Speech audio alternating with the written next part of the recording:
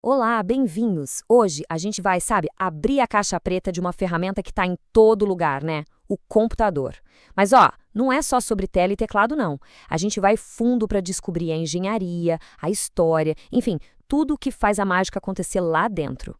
É uma boa pergunta, né? A gente clica, digita, assiste a um vídeo e as coisas simplesmente acontecem na tela. Mas o que de fato está rolando ali por trás para transformar nossas ações em resultados? É exatamente esse mistério que a gente vai desvendar.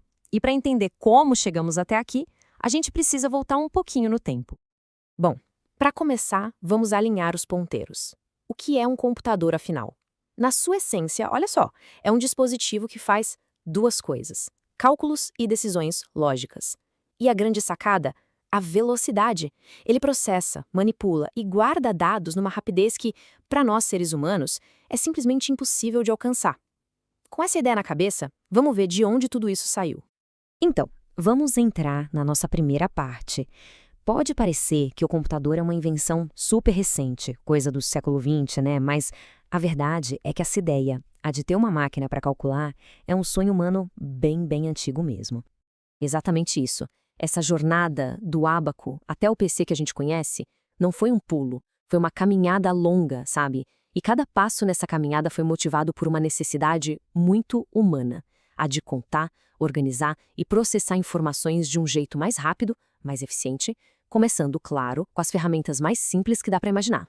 E essa linha do tempo aqui, ela resume bem essa jornada maluca. A gente começa lá atrás com o ábaco, coisa de 4.000 anos atrás. A primeira ferramenta de cálculo que se tem notícia. Daí a gente dá um salto enorme para 1642 com a Pascalina, que foi a primeira calculadora mecânica de verdade.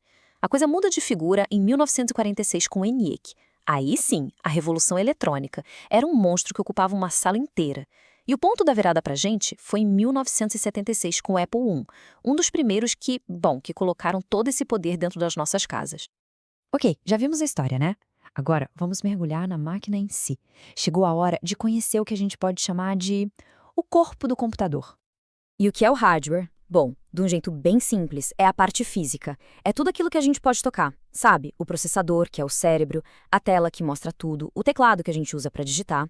É o conjunto dessas peças que vai dizer o que um computador consegue ou não fazer, quais são os limites dele. Pois é, e aqui a coisa fica muito interessante. Porque a evolução do hardware, ela não é só sobre deixar as coisas um tiquinho mais rápidas, não. A gente está falando de saltos gigantescos de performance. Saltos que mudam completamente o que é possível fazer com uma máquina. E a gente vai ver isso agora. Dá uma olhada nesse gráfico. A diferença é absurda. Pensa assim, um disco rígido antigo, um HD, levava quase 1 minuto para copiar um arquivo de 1 GB. Aí vem um SSD moderno e faz a mesma coisa em 2 segundos, só 2 segundos.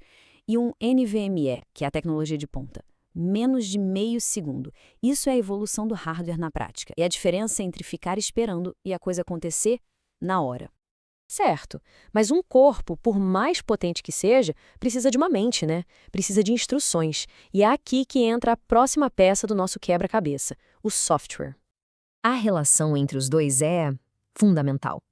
É bem simples de entender. Hardware é o corpo, software é a mente. Não adianta nada ter um sem o outro. O software é basicamente o conjunto de instruções que diz para o hardware, tintim por tintim, o que ele tem que fazer, como fazer e quando fazer. E falando em software, dá para a gente dividir em 3 tipos principais. Primeiro, o sistema operacional. Pensa nele como o gerente geral, o chefão que coordena tudo.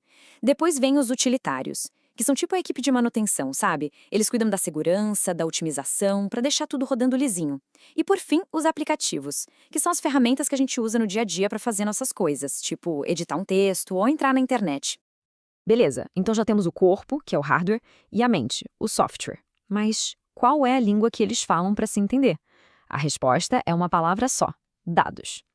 E para que o hardware e o software consigam medir as informações, eles precisam de uma régua em comum. E essa régua são as unidades de medida.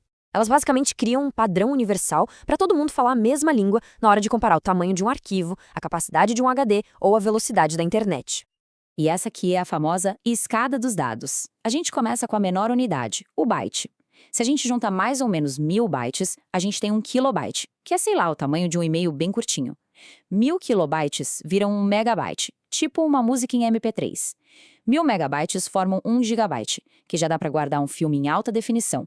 E 1000 gigabytes? Aí a gente chega no terabyte, que já é espaço suficiente para guardar uma biblioteca de filmes inteira. Certo. Agora vamos juntar todas as peças e conectar essa máquina toda com o mundo aqui fora. A pergunta é: como é que nós, seres humanos, conversamos com essa coisa toda complexa? Basicamente, essa comunicação funciona em duas vias. Primeiro, temos os dispositivos de entrada.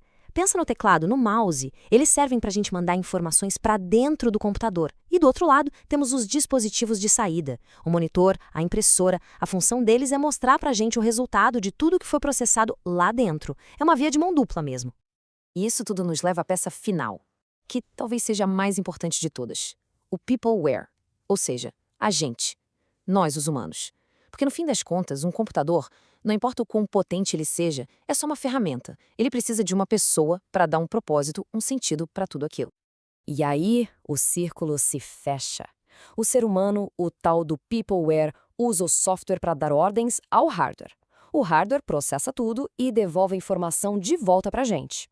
É um sistema onde tudo depende de tudo, sabe? E é o resultado de uma história de evolução que, olha, está bem longe de terminar. E para a gente fechar, fica aqui uma provocação. A gente viu o estrago que a evolução do hardware já fez até agora. Agora, imagina o que vai ser possível quando os computadores não forem só 2, 3 vezes mais rápidos,